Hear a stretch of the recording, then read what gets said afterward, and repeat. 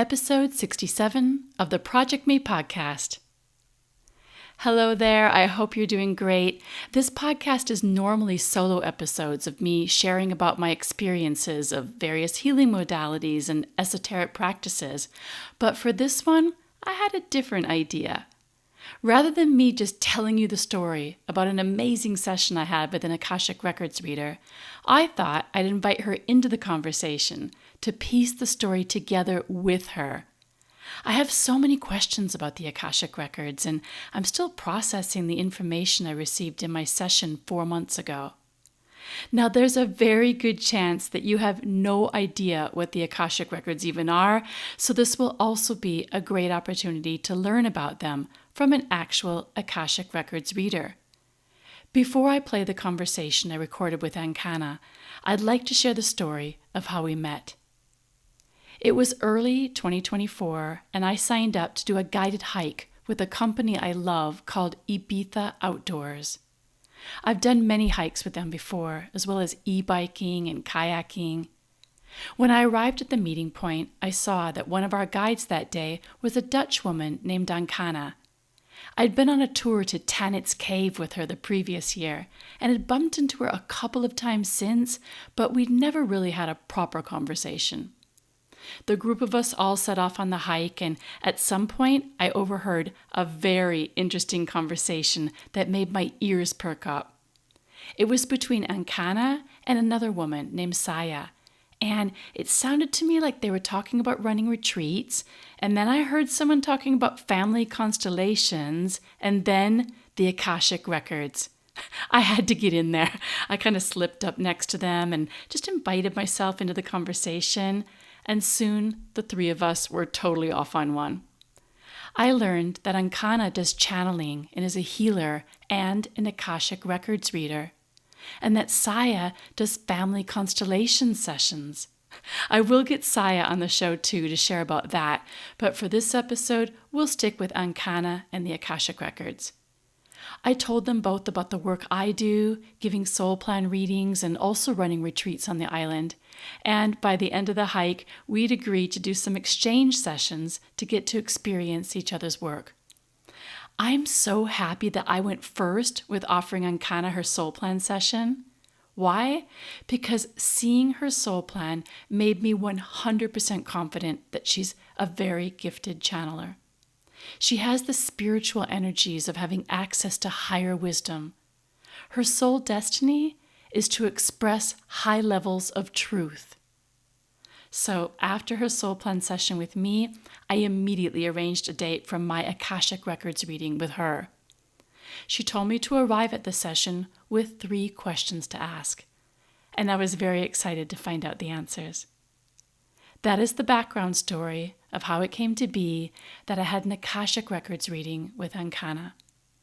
Now let's get into the conversation so the Akashic Records can be explained and clarified before I share what came up in mine. Here we go, episode 67, Opening the Akashic Records, a conversation with Ankana. Hi, Ankana. Hello, hi Kelly. Great to see you again. Yes, likewise. I still can't get over your soul plan chart. I have it right here. Do. When I did that soul plan reading for you and it first came up and I just saw all of these 7s, I have a dominant vibration of 7 in my chart, but because I've got 4, you've got 8. And this is all about like bringing groups of people together, being a catalyst for change. It's all about like being able to see all sides of a situation, like having that fair overview. It's about unity and harmony. And so when I saw that, I was like, oh my gosh, this is amazing. Like, that's why I felt such a connection to you. And also in your chart, you have got this incredible access to higher wisdom, channeling abilities, and yeah, really the ability to be able to connect to your intuition and the wisdom of your soul. And so I was excited to find that out because it meant that when I was having my, we did your session first. And when I was having my Akashic Records reading with you, if there was just no doubt, there was no like, is she kind of, you can be a little bit skeptical sometimes. Like, is she making this up? Did she listen to an old podcast of mine to find out this information? Did she, whatever? But I was just like, nope, like this Mm. is the real deal. How was it for you to receive your soul plan? Yeah, I was really amazed by it. I didn't really know what to expect except from what you told me on the walk. And yeah, I got really excited about everything that you shared with me and how you explained to me that having so many of the same numbers is something that doesn't happen often. And the whole channeling part for me was really a confirmation of that I'm doing what I'm supposed to be doing. Even though it feels really good, it's nice to see that it's part of my plan as well. Yeah. Yeah, exactly. And remember, we used your birth name, which is different Mm-hmm. from the name that you channeled through that you go by now, Ankana. And you have Ankana, Sophia, Sandra, Jorgens was the extra names came channeled through to you. And then I decided to run those names through because we called it a soul plan overlay.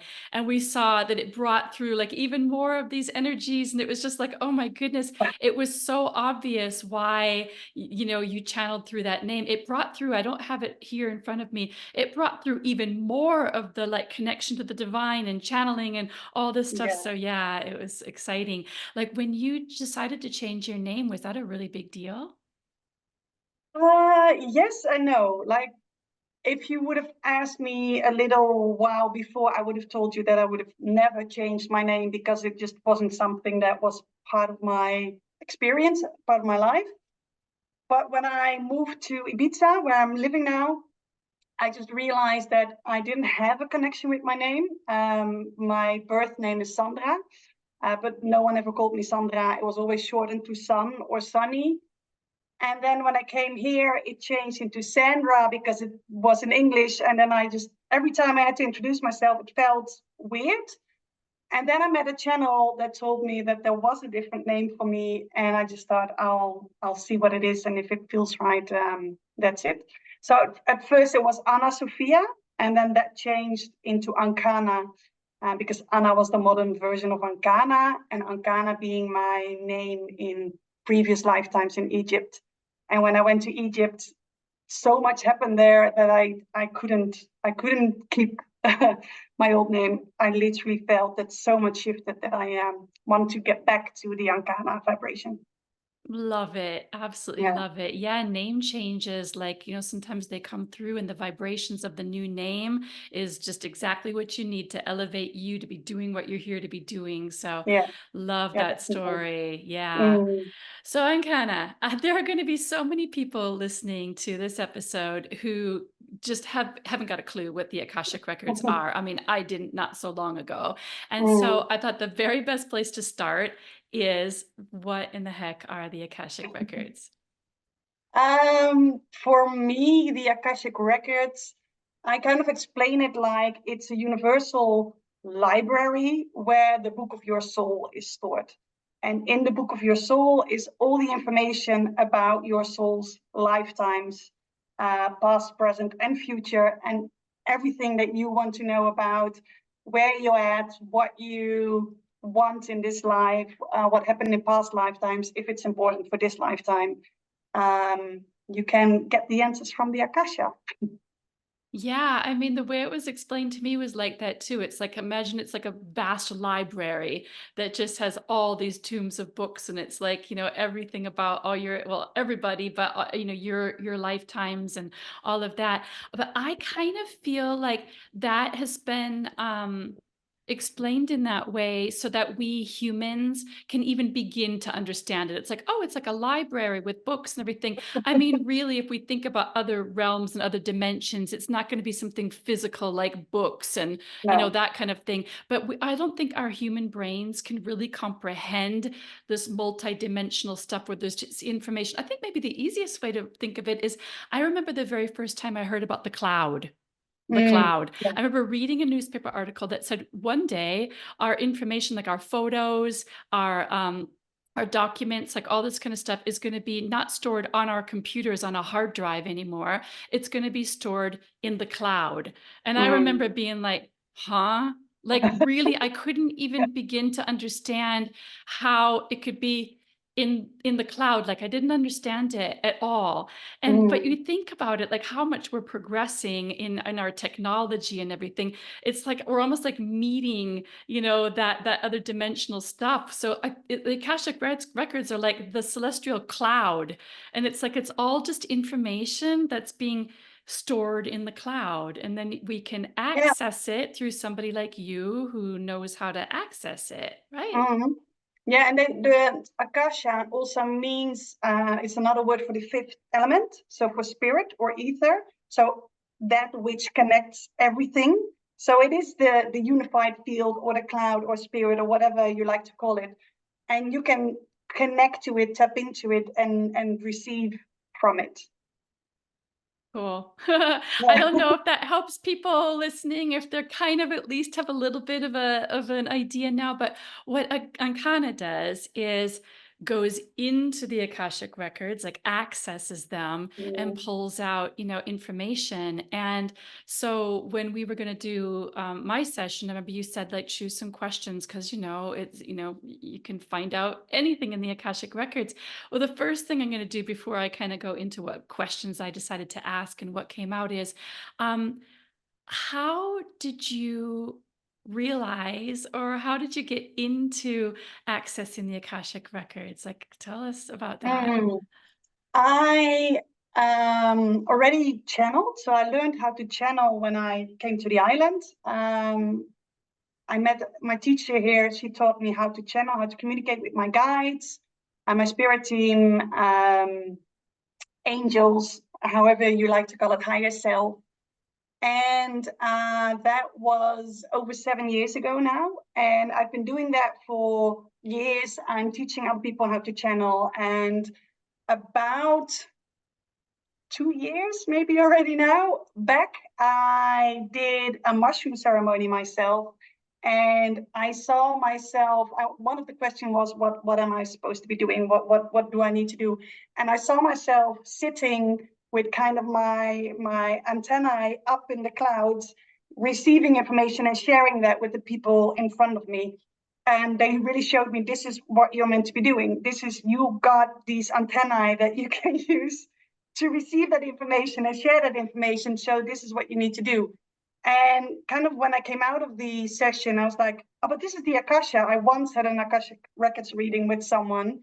And I thought, oh, so I need to learn how to do that. So I connected with that lady and she's like, yeah, I'm setting up a course, but it took a little while before that would have been finished. And if I want something, I want it now. So I decided to look online, found a book actually on how to read the Akashic Records. And I read that, and there's a few exercises in it. And the first exercise that I did, that you had to go into your own Akasha, I just started crying. And I was like, oh, but this is, I know this place. This is home almost. This is what I know. And I understand how this works here. And yeah, it was really special. And this, yeah. And then from that moment on, I started giving readings to others. And it just started flowing. Like crazy. Oh, that is beautiful. I can just see you come alive when you share that story. Yeah, that's so cool. And when you go into the Akashic records, I remember during my session with you that there's a whole kind of intro thing that you do, and you're opening up the records, and there's a whole like little ritual that you do before you go in.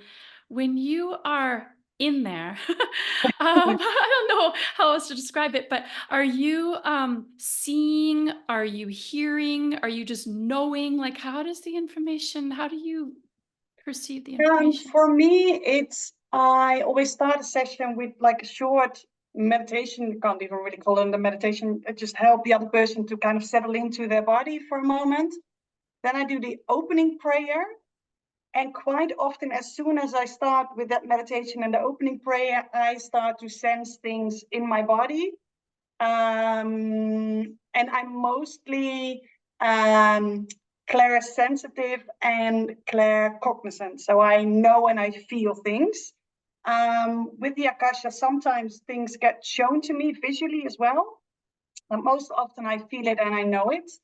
And it mostly starts during the opening prayer that, or I can't really find the words, or I start to feel a headache or something in my body that I know as soon as I move into a session, everything I feel in my body is not mine, but it's connected to the person that I'm working with.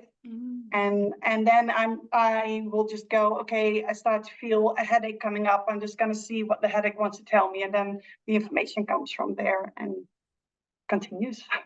That's super interesting. I remember in my session with you, not feeling like you were channeling a different person. Like I still felt like I was talking to you. Like it was really interesting. It wasn't like, okay, Ankana's gone, and now there's like this other entity who's speaking to me. It wasn't like that at all. And even sometimes when you were like, it's like it's coming through, and it's kind of you were like feeling it, and then you would like get the clarity. But it just felt so cool. Like I felt like I was experiencing how you were. It was coming in, and you were kind of trying to make sense of it, And Yeah. yeah, I'm dying to talk about what came up in my reading, but I feel like I want to ask you. What types of questions do you get, like typical questions from clients? When you tell them you've got I know you have different price ranges depending on how many questions people ask, because obviously it's going to take longer to do more questions. But if somebody's going to ask you like 2 or 3 or 4 questions or something, do you get kind of typical things like is it future stuff, like when am I going to meet my partner, that kind of thing, like who is he or who is she, that kind of Well, stuff? I always tell people the future is not set in stone. I can see from where you're now what the most probable outcome would be, but you only have to make one different decision and you open up on a completely different route. So I do get a lot of questions about love and attracting a partner. I think the question that I get most is about what is my mission, my purpose in life, what do I need to focus on, or work related. Yeah, I think those three are most life purpose, love life, and work, something related to work. Yeah. Yeah, it doesn't surprise me. Those seem to be the things that people grapple with the most, right? Yeah, Yeah. uh-huh, yeah. And would you mind, you don't have to share any names or anything, but like anything kind of like unusual that you're like, okay, you want to know the answer to that, or anything that you can remember, any stories about? No, not something that immediately springs to mind. I do like it when I receive a lot of insights in how life works through all the readings that I do. So for me, it's really interesting that even though people might ask kind of a similar question, the answer that comes through is completely different because the person is built differently. So they show me why this person is struggling with something because their design, or however you like to call it, is different from the other person. So I get a lot of insights in how everything works, which I love. That for me is like I enjoy giving the session to the people itself, but also everything that I get from it by doing so many readings with different type of people, which is really, really nice. I have the same experience with Soul Plan. Like Mm, everyone's different. Even people who have like similar energies, it's always going to show up in a different way. mm, And after each session, I have learned something new, at least one thing, if not several things about life and the soul, and our human patterns and conditioning and all of that. Like I learned so much from doing mm, sessions, so I know exactly what you mean. Yeah. Um, Okay, well, because this was going to be a story originally without you coming on, I was just going to like share what came out. Now I get to share it, but maybe I can like, maybe glean some more information off of mm, you. We'll see. So I, from my journal, I've got that this was on the 7th of March, 2024. mm. And I have my Akashic Records session with Ankana in less than 30 minutes. What questions do I have? What do I most want or need to know about my spiritual path? So that was what came to me as my spiritual path and that sort of a thing. So my 3 questions were, number 1, Who are my spirit guides? And how can I connect with them for guidance and support? How can I know them? How can I communicate with them? So it's like a bunch of Mm. questions, but that was block That's one. Yeah, one. that was that. You know what I mean? That was block one. And then I had my second. Am I here to channel? I felt such a call to channeling a couple of years ago. I read Open to Channel. I bought a course that I never did. Are these resistances, or is it not my time now, or not even my calling to be a channel? Mm, So I just mm, was really curious to like know about that. And my third one was I feel a constant push to reach more people and to step up and to not play small. I've always felt since I was a child that I would be famous in some way, yet I have a fear of fame, of not living up to it, of being overwhelmed by it, and still this kind of famous for what kind of thing. What is this inner push towards this? Is it my ego or is it my calling? So those are mm. my three questions. And the first thing I want to ask you is, when you're in it and everything, do you even remember like what came out in that session, or is it kind of like you just give me the information and, you know, like, do you I remember? do remember from the Akashic readings, I remember more than the other way of channeling that I do, because my other way of channeling is that I get a different voice and something really speaks through me.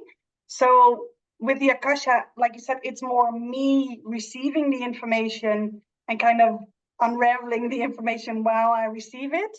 So I remember more from an Akashic reading than from a, let's say, regular channeling session. But now listening to your questions, I'm like, I can't remember what I shared about that one. Or Yeah. because it's also because I'm doing so many readings that I'm not. Totally. I don't expect that you're like, "Oh, yes, I remember every word of yours, Kelly." So, I you recorded the session, which I'm really Mhm. grateful for. It meant I got to Yes. go back and listen to it again and take more notes and really glean some more insights and everything from it. The very first things that you said when you opened up the Akashic Records and you were kind of feeling into it and just getting started was you talked about me having a sacred energy, very at ease, very peaceful, balanced, centered, serene. That was the energy that Mm, was coming up. And then impatience, restlessness, an outer peacefulness, like to the outside world, looks like I'm cool as a cucumber. Inside this kind of restlessness and this yeah, impatience. And I'm like, right. oh gosh, yes. And trying to avoid, like trying to push it aside, avoid, but the push is there to help you grow. Mm, Allow it. And then, and this is interesting because although I said the questions in that order, the information that came through was kind of the different things like weaved through at different mm, points and everything. So it wasn't like in this chronological order. Um, so you then talked about my angel wings and under my shoulder blades. You mentioned under my shoulder blades, and when I went and listened to the replay, there was more about that.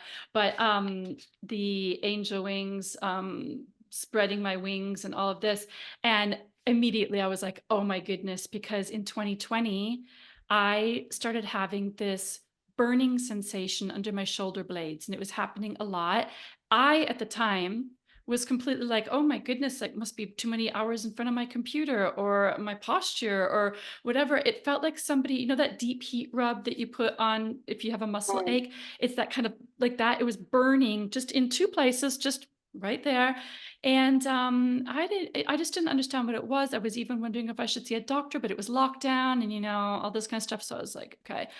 And then I was doing Dakota Earth Cloud Walker's mentoring um, program at the time. And we had a call where she did a guided journey. And after the call, she said to me, oh, you're sprouting your angel wings. And I remember being like, huh? And I didn't ask her what she meant because she was talking about other stuff. But as soon as I ended the call, I Googled sprouting angel wings. Like, what? And I got all this information about signs of sprouting your angel wings, burning sensation under your shoulder blades. And I didn't mention to Dakota about that. She didn't know mm, about that. So it was like putting two and two together. And I'll have to admit that well, at the time I was pretty gobsmacked because I just created my cover art for my podcast, which has big rainbow colored angel wings on it. mm. my surname, Pietrangeli, literally means rock angels. And now that I've had my soul plan, I know my soul plan, I've got these angelic like angel wings in my soul plan and everything. So, but I have to admit that I percolated on that information back in 2020 and for a bit, and then it just kind of went to the side and I didn't really think about it again because it stopped. I didn't get Mm. the sensation anymore. So as soon as you said that, I was like, oh, this again. And you were talking about how my wings will brush up against other people, and some people will feel really kind of like blessed by this angelic kind of touch. Other people will feel really kind of like they won't like my angel wings like touching them, you know, whatever. There'll be like an aversion and they'll be kind of like running the other way. And I was like, Mhm. oh, that's really interesting. And so yeah, it's given me more of a feeling into my angelic qualities and opening up to that, and yeah, getting over the weirdness of like what that means and kind of just owning it, I guess. Owning Yep. my angelic qualities. But you said be bold, show myself, share my presence with others, and that's in my soul plan too. It's all about being Mm. bold and adventurous and pioneering and everything. So it was like, you know, sometimes you need to hear it in different directions for it to really Yes. sink in. Yes. So that was really great. And then you talked a lot, and this was a big takeaway from me, that I'm breaking out of my shell, and that I've been in kind of a shell because I this impatience that I feel about like I should be doing more and I should be reaching more people, and by now I've been doing this for long enough, I should be more successful, or you know, that kind of thing. But then that's only just like internally a little bit, and then I brush it aside and I go, no, no, no, I'm Mm. exactly where I need to be. But what came up in my Akashic records was that like the butterfly who's coming out of the cocoon, he has to come out of it when the time is right, and then Mm. spreads the wings. If you try to break the cocoon open too early, or you called it the shell, if you try to break the shell, or even a chick that's coming out of the shell, you know, that's pecking away and taking its time. If you try to like release the bird out of the shell too soon, it's going to die. It needs to come out in its own time. And Yes. that analogy has helped me so much. That was like Mm. 3 months ago or whatever. And I've been like, patience, Kelly. Just Good. you're coming out of the shell in divine timing. And Mm. when you come out, whoa, you're gonna fly and whatever. But you know, it's like just slowly, slowly. Mm. And you said that by me coming out of my shell slowly like this, I will be able to help others whose shells are also cracked and opening, and be able to like help them to kind of shake off those last fragments of shell, and to be able to, because I will have done it first, and then I'll be able to like, you Mm. know, show them.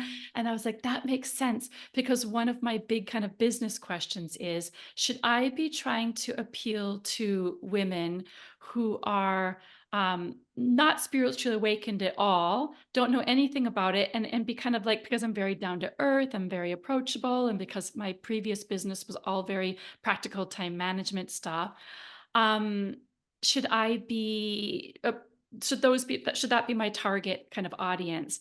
And the Akashic Records said no.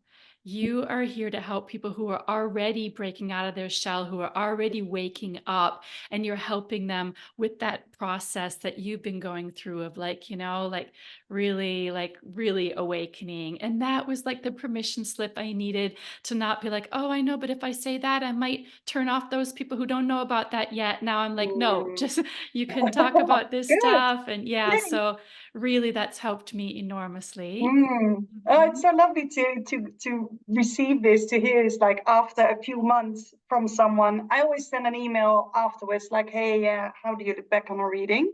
But it's really nice to hear what you've got from it after a few months and how it helped. Yeah. Yeah, good. I've been doing these just recently in the last couple of weeks. I've been doing these follow-up soul plan sessions where Mm. somebody can book in for a session with me and talk about what's happened since they had the soul plan session, and then we take it further and deeper.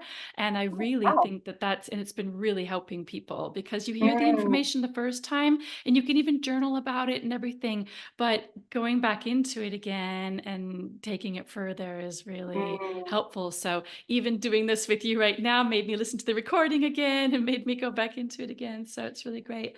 Um, and so, yeah, you said time to shift from niceness and be fierce and forceful. And originally I was like, oh my God, I'm not a fierce and forceful person.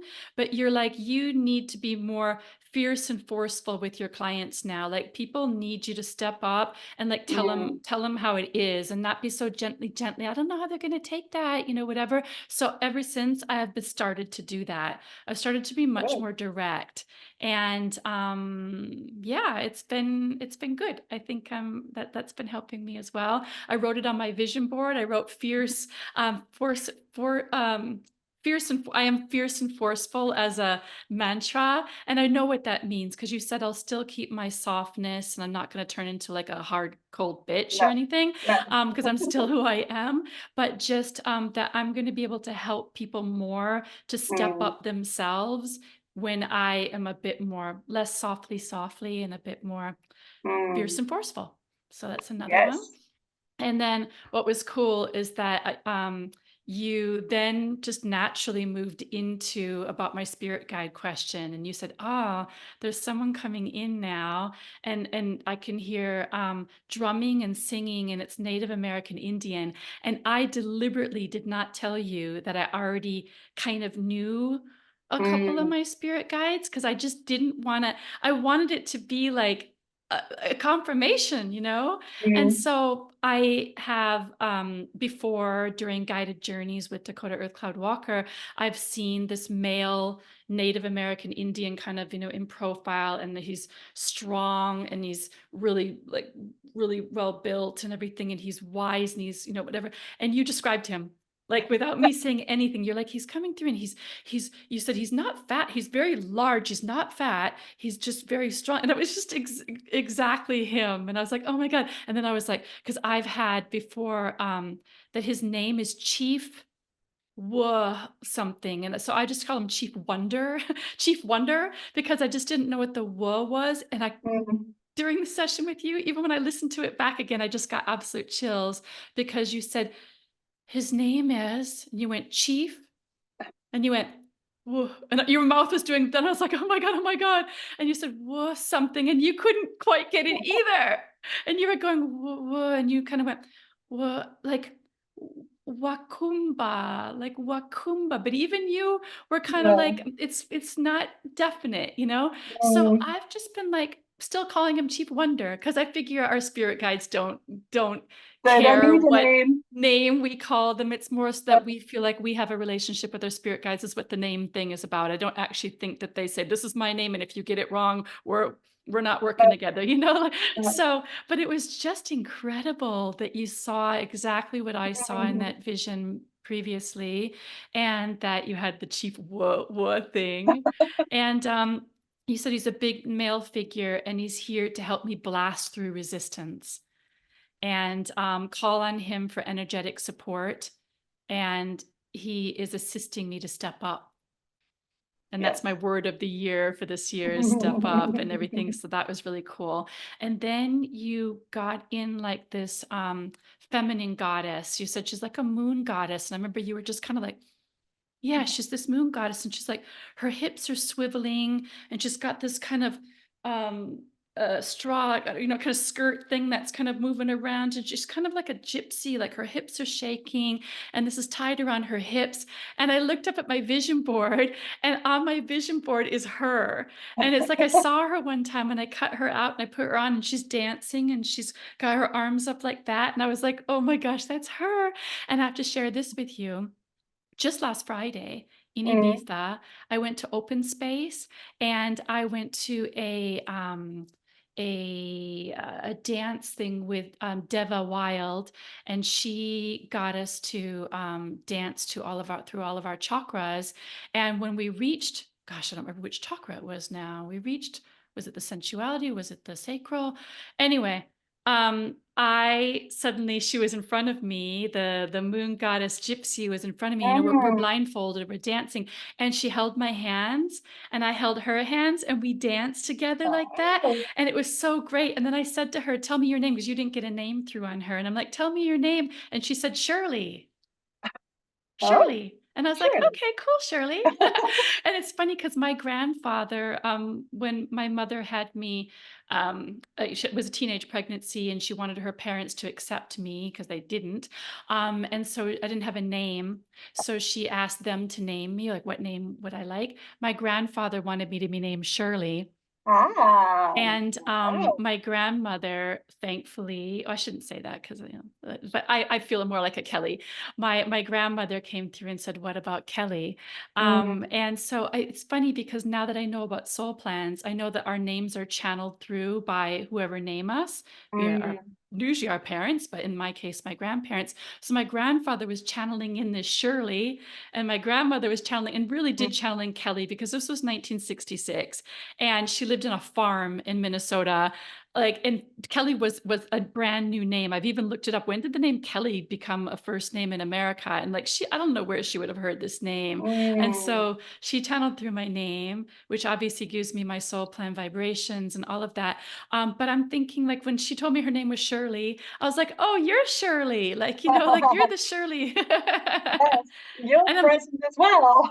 yeah, you're here as well. Yeah. And I'm also at the moment rereading Shirley MacLaine's book. She's like, she wrote way ahead of her time in the 80s, wrote like about channeling and all this kind of Mm. stuff. And so I don't know. The name came through Shirley. So that now I've got a name for my gypsy moon goddess, Nice. whatever. And it was really fun dancing with her the other day. Um, and you said she's very connected to the moon and she's about honoring the moon. And so that's something I'm going to be more into. And then you got through this, you said it's like a cat in profile, but you're like, it's not a cat.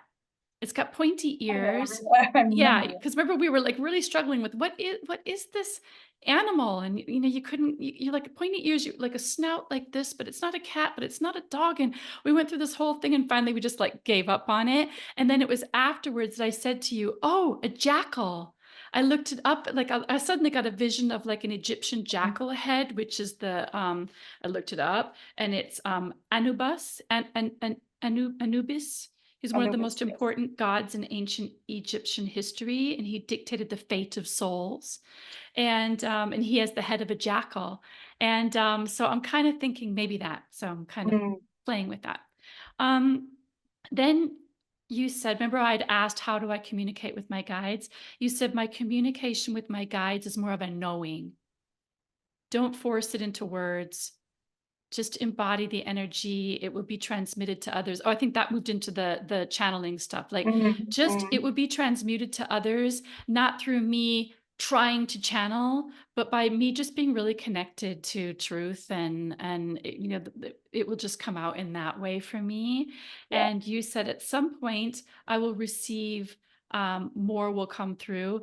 And writing, you said writing down pieces of the transmissions and all of that. And I do that anyway. But now I've been like really that's how I receive. It just comes through the Mm. pen and I write it down. So that was cool. You said for now, allow it to move through the body without needing to find words for it. I have my own unique way of receiving. I'm already communicating with my guides. Work beyond words and labels and allow the energy in. And I really love that because sometimes I'm like, okay, how can I know my guides and how do I hear them and everything? And I'm realizing they're with me all the time. And I know that. Yes. And I'm constantly going, thank you, thank you, thank you. When something works out and when the Mm. breadcrumb trail leads me here, I'm like, thank you, thank you, thank you, whatever. So we've got a relationship going and it doesn't have to be anything more structured than that. No, no, and we're working with energy. So, like what you said about naming your guides and everything, it can be useful if you want to address them directly. But if you know them by the energy or shape or form or however, you already know them. Like a name is quite a thing from humans that we need to label things to be able to connect with it. But you can connect with the energy anyway. That speaks to me so much because I've Mm, never been really into the kind of tangible spiritual stuff, like the in the church and the saints and the all this kind of stuff that are archangels and, you know, all that. Some people are super connected to all that. For me, as you said, it's just an energy, you know, and I, the essence and the energy more than a form or a name. Yeah. So yeah. And I'm just having fun with like the spirit guide stuff, you know, because it's like if I can kind of go, okay, I need to channel through my my warrior, you know, then it's kind of like Chief Wonder, like help me, you know, kind of thing. So at this point in my life, there might be a stage because there's a lot of tools I used to use, you know, before that I don't even use anymore because now they're just innate that I don't really need to do anymore. So we'll see whether I need to, you know, need that anymore or whether I don't, you know. So yeah, that's what came out for me with that. Let me see what else. Mm, mm, mm, mm, see if there's anything else that's really like important. Um, yeah, all the stuff I said before that, you know, just be gentle, soft, and nice. And there's a strength in there. And when I own that strength, that's when I will reach that wider audience and have that kind of thing that I feel like I'm here to serve more people. And it's not from my ego. It's not from, and I knew that anyway. Like, I'm not about like, oh my gosh, I need to get X amount of Instagram followers and whatever. It's more about, I feel like I'm here to do important work. And so I want to reach more people with my work, you know, from that point of view, not because of, yeah, anything else. So it was affirming as well as enlightening. And it's given me, yeah, it's given me a real boost, a real boost. And I want to say thank you for that. Yeah. Thank you. Thank you. If somebody listening, and I'm sure they're going to want to now, wants to book in for an Akashic readings session with you, like how does that work? On my website, which is just ankana.com. Ankana with an H, but you yeah, I'll put it in the show notes. I'll put it everywhere. On my website, ankana.com, they can just book a session right in. So they can just look at the calendar and book a session. And you can do half an hour, and then it's just one question, or an hour, and then it's 3 questions. And you don't need to get really specific on the questions because I will ask you questions about the questions. So it's really clear before we open the Akasha and go into the insights. Oh, yeah. And it's by Zoom, in case anyone's thinking that because we're both in Ibiza that we did this in person. We did it by Zoom. And the amazing thing is, do you remember, we didn't yet know in Ibiza where each other was living. You know, you were in a different place at the time. But remember the soul plan session? I had no idea that I was facing you and you were, it was like the next day or something. I was in bed and I just sent a picture of like the sunrise and you were like, that's my house. Like from my bed, you could see your window. And so that means that when I was doing the soul plan reading with you, we were literally facing each other, which was amazing. We're doing it by Zoom, but yeah. So so know that you can do this from anywhere in the world. And just seeing if there's anything else I wanted to ask you. Well, I know that you also do courses. Tell us about your courses. So the courses that I do are not about the Akasha. I've been asked a few times already if I can teach people how to read the Akasha, but for some reason I don't know how to explain what I do there. But with the other channeling, I know. So I do channeling courses. They're 2.5 days, so 5 sessions. If people want to do them live, they can also book them directly on my website, pre-recorded. And they can then book my help with it as well if they want to. But it's still set up in the same way, kind of 2.5 days, in which you get the information how to connect safely. Then we do a lot of exercises for writing channeling and then also for spoken channeling. And I do this several times a year in Ibiza and in the Netherlands. And I'm setting up a retreat which will combine channeling course and a multidimensional healing course. Yes. Wow. What's multidimensional healing? Multidimensional healing is a channeled form of healing. So my start of this whole thing was that I was doing Reiki sessions, but my hands started to move in different ways that wasn't part of Reiki. I didn't know what it was. Then I came to Ibiza, learned channeling and multidimensional healing. And multidimensional healing is you kind of open up your channel and you follow what your hands do, and then the information comes through why your hands are moving to a specific place, what's happening there, and then the healing is there. Oh, I'm super interested in that. Yeah, because I've done my Reiki courses and everything. But for me, the idea of standing in one place for 3 minutes until the little bell goes, and the music has a subtle little bells that you Yes, can hear yeah. when you've done the 3 minutes and you move to the next section, you go down. Like, that's just not my style.